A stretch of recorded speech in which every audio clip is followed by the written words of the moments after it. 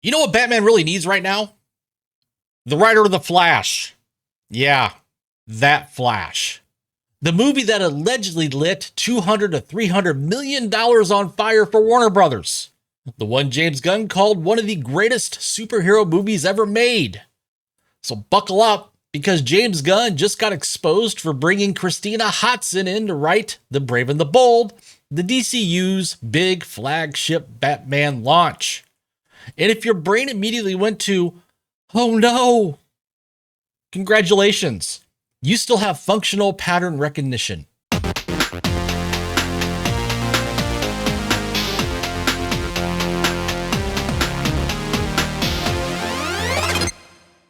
What's up, everybody? Welcome back to The Critical Nerd. And if you're a returning subscriber, I humbly say thank you for the support. I appreciate all that you guys do to help keep this channel going. And you guys already know the drill. So if you're new here, welcome to the channel where we bring receipts, do the math, and call the corporate nonsense exactly what it is. Quick favor, though, before I jump in, this helps out with the YouTube algorithm so, they can promote my videos, because YouTube loves engagement. Smash that like button, subscribe, and ring the bell so you don't miss the next episode of DC's long-running reality show called We've Learned Nothing. And drop a comment. Do you trust James Gunn with Batman? Yes or no? All right, today we're talking about DC's continued commitment to creative excellence. And by excellence, I mean recycling the people attached to the biggest faceplants and handing them the keys to the crown jewel.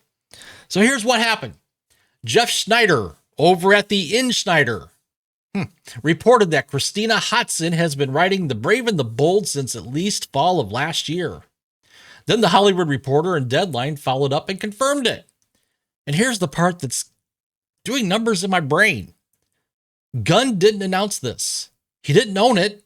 He didn't get ahead of it. It got out and he went silent. Which is wild, because this is the same guy who can't resist replying to a random egg avatar on Threads at 2 a.m. But on this, crickets. Almost like he knows exactly how this looks. All right, let's take a quick little tour through the Christina Hodson DC resume, shall we? Just a quick stroll, nothing traumatic.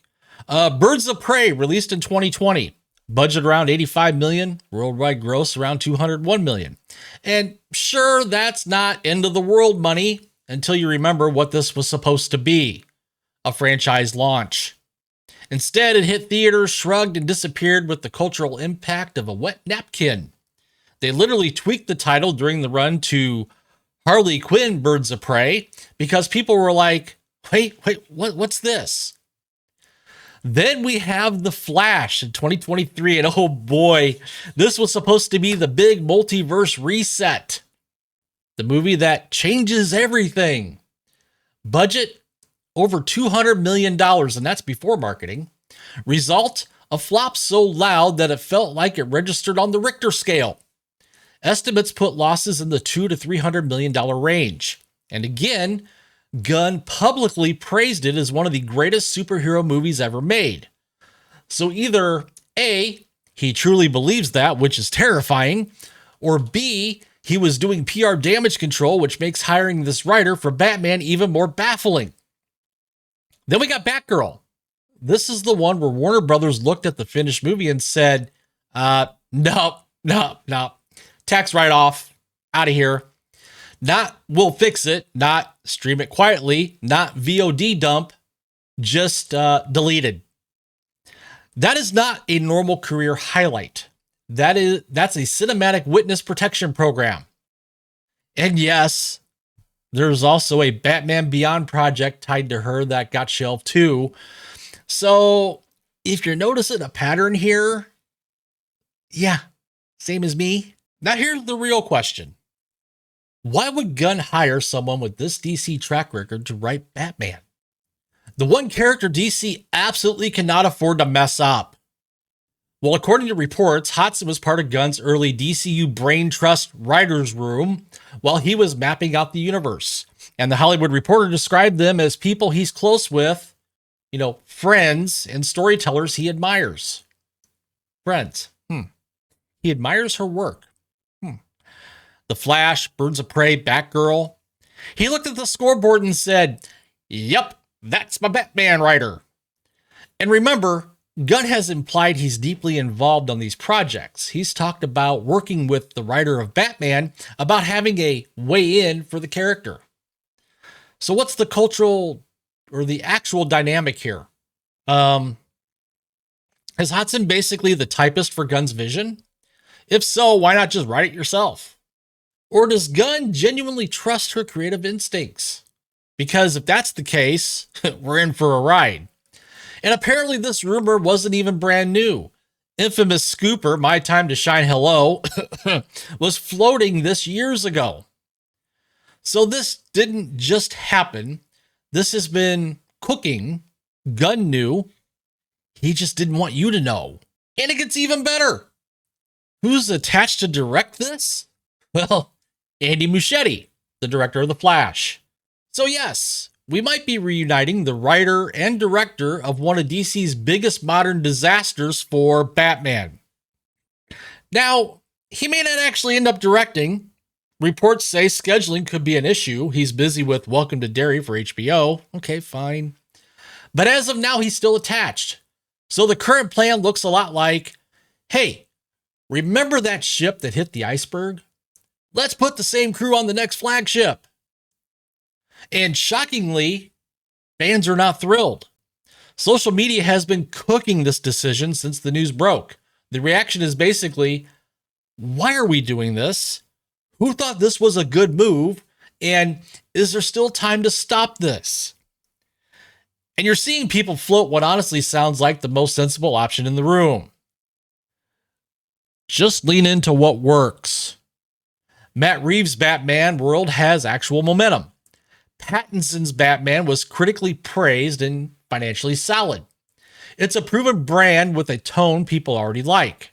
But no, DC wants another Batman in a universe that hasn't earned trust yet, written by the Batgirl got erased from existence writer.